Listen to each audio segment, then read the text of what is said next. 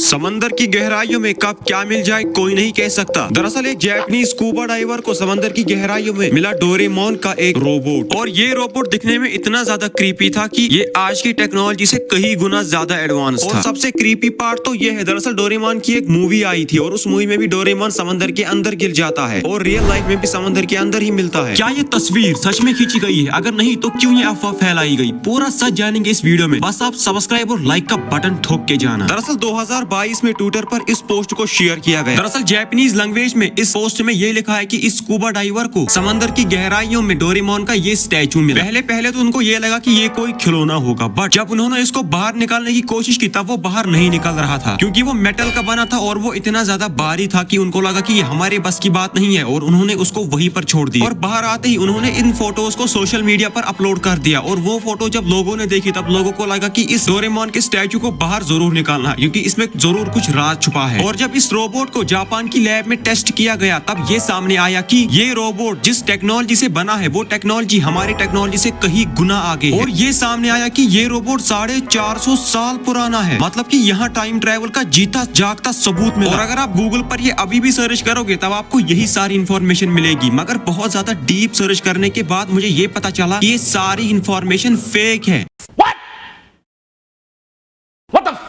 हाँ, ये बात तो सच है कि स्कूबा डाइवर्स को डोरेमोन का स्टैचू एक ओशन में मिला था और वो मेटल का बना था, ये बात यहाँ तक तो सच है। बट ये स्टैचू कोई टाइम ट्रेवल करके नहीं आया, क्योंकि इस स्टैचू को बनाया गया था डोरेमोन की एक थीम पार्क के लिए और इसकी टेस्टिंग जापान के किसी भी लैब में नहीं की गई थी और ये कोई एडवांस रोबोट बिल्कुल भी नहीं था। ये सारी इन्फॉर्मेशन फेक थी। मगर अभी भी स्ट्रेंज पार्ट ये है कि ये ओशन में मिला, ये बात तो सच है, मगर ये ओशन में पहुंचा कैसे? और उस थीम पार्क का ओशन से कोई वास्ता ही नहीं है, तो ये ओशन में कैसे मिला?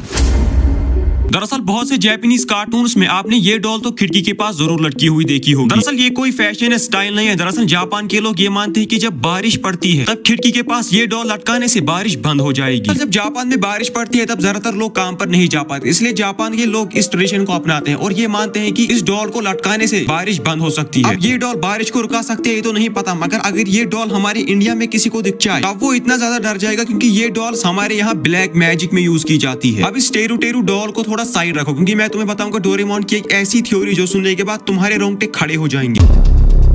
दरअसल इस थ्योरी के अकॉर्डिंग डोरेमोन रियल में एग्जिस्ट नहीं करता था, क्योंकि वो बस नोबिता की इमेजिनेशन थी। आप तो जानते हैं कि नोबिता एक लोनली और वीक बच्चा था और इसी अकेलेपन की वजह से उसको एक बीमारी हो गई जिसे शिज़ोफ्रेनिया कहा जाता है। ये कहा जाता है कि उसका माइंड एक ऐसी इमेजिनेशन को क्रिएट करता था कि ये लगता था कि उसके सामने डोरेमोन बैठा है और वो सारी मुसीबतों को टाल रहा है, वो भी अपने गैजेट्स की मदद से। और ये आपने भी नोटिस किया होगा कि हर नए एपिसोड में एक नई मुसीबत होती थी और एक नया गैजेट होता था। बहुत से लोग ये क्लेम करते हैं कि नोबिता का जो कैरेक्टर है कार्टून में वो रियल लाइफ से इंस्पायर्ड है, मतलब कि जापान में सच में ऐसा लड़का था जिसकी इमेजिनेशन डोरेमोन को जन्म देती थी। और बाद में उसके साथ इतना ज्यादा बुरा हुआ क्योंकि वो बीमारी ठीक होने के कारण उसको ये पता चला कि डोरेमोन बस मेरी एक इमेजिनेशन थी। और अब ये थ्योरी भी पिछली बार की तरह फेक है। ये दुख का खत्म नहीं होता बे। मगर ये जो फेक स्टोरी है, इस फेक स्टोरी में भी एक अलग सा दर्द, एक अलग सा इमोशन छुपा हुआ है जिसे आप और मैं महसूस भी कर सकते हैं। वैसे तो ये कहानी बहुत ही ज्यादा लॉन्ग है, मगर मैं आपको शॉर्ट में बता देता हूँ कि जो डोरेमोन था वो एक फ्यूचर से आया हुआ रोबोट था और उसे नोबिता जैसे वीक बच्चे के लिए डिजाइन किया गया था और उसने नोबिता को हर एक मुसीबत से बचाया, मगर एंड में आते आते उसकी बैटरी खत्म हो गई और अब नोबिता ने ये सोचा कि मैं फ्यूचर से जाकर अब एक नई बैटरी लाता हूँ। बस उसको ये पता चला कि फ्यूचर के सारे रास्ते बंद हो चुके हैं और नोबिता ने हार मान ली थी और वो टूट गया था। मगर अचानक नोबिता ने ये ठान लिया कि मैं डोरेमोन की बैटरी खुद बनाऊंगा और बहुत सालों तक मेहनत की और एक कामयाब साइंटिस्ट बन के दिखाया और उसने डोरेमोन की बैटरी सच में बना दी। और जब डोरेमोन को उसने स्विच ऑन किया तब डोरेमोन ने ये शब्द बोला, नोबिता क्या तुमने अपना काम लिख लिया है? अब ये स्टोरी देखो कितनी ज्यादा इमोशनल और इंस्पायर्ड है, क्योंकि वो बच्चा जो बहुत ही ज्यादा वीक और आलसी था वो बड़े होकर एक कामयाब साइंटिस्ट बना अपने दोस्त के लिए। इसे कहते हैं सच्ची दोस्ती निभाना। हालांकि ये स्टोरी स्क्रिप्टेड है, मगर लोगों को तब भी रोना आ जाता है ये स्टोरी सुनने के बाद। अब अगर आपको इस वीडियो का पार्ट 2 चाहिए तब इस वीडियो पर मुझे अच्छा खासा सपोर्ट चाहिए, क्योंकि इस वीडियो में 2 दिन की मेहनत लगी है।